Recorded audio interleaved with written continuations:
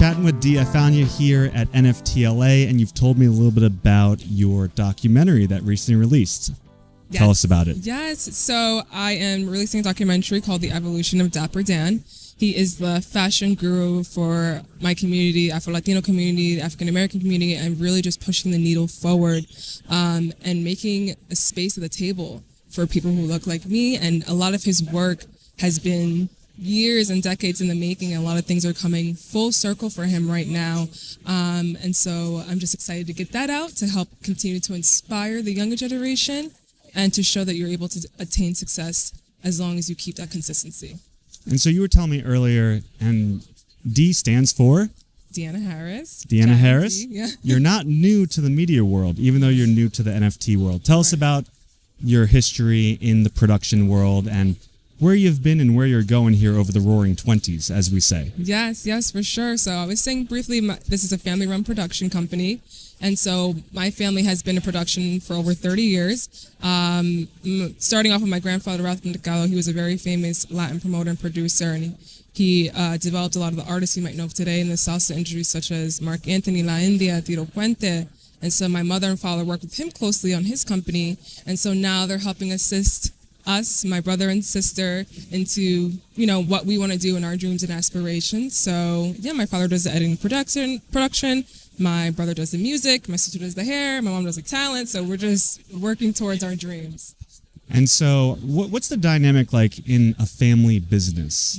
Do you all fight at one another? What's like a holiday like? Yeah, no, we're pretty good with our communication. There's passion there, and when it's with family, sometimes things can get blurred, but at the end of the day, we always focus on the bigger picture of things, and we bring it back to just inspiring people. And what I love is that people are inspired that we do it as a family. So, yeah. And it feels like a family here. We have folks that are meeting each other for the first time, but they're embracing. There's a lot of enthusiasm around the NFT community. Right. How do you see the NFT community, cryptocurrency, blockchain at large fitting into Chatting with D and where you're going over the next couple of years? Right. So I'm still trying to figure that out, and I'm pretty new to the space. Just learned about it at the end of the year and beginning of this year.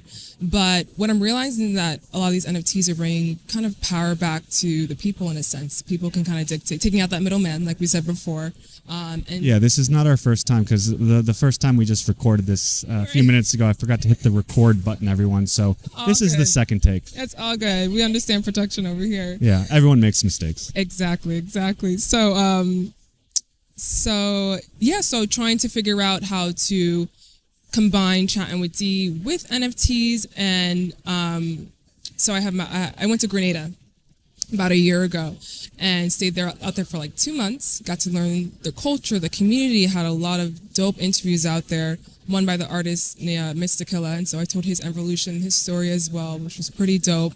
And my main focus of this is to be able to just kind of combine that somehow, and tell my story in the NFT lane, as well as doing it on YouTube, Instagram, Twitter, all that as well. Yeah, as I was telling you last time, on our first take, one of my best friends lives down in Tobago, and a couple of years ago, right before the pandemic, we spent New Year's in Grenada, and so got to go around Spice Island and learned a little bit about the history. And being from the Northeast, I'm DMV, DC, Maryland, Virginia. You're up in New York City. We all know what winter's like. So through the pandemic, people have been able to work remotely and move around. So being back in person now, how has the production of Chatting with D evolved through the pandemic times, like online? Now we're back in person. I asked this question for someone out there who's hesitating to start creating content, even though this is a new community to you, as you say. You're out here creating content on day one, with your Chatting with D flag.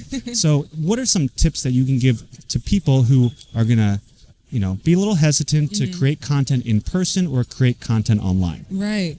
I would say you just have to go for it. Write down some ideas of what you want to do, who you want to connect with.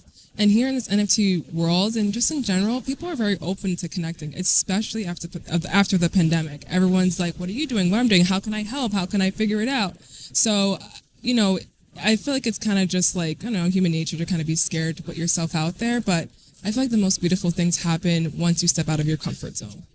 And how do people get in touch with you? You can find me on YouTube, Twitter, Instagram, chattinwd_. Thanks so much, Dee. Thank you.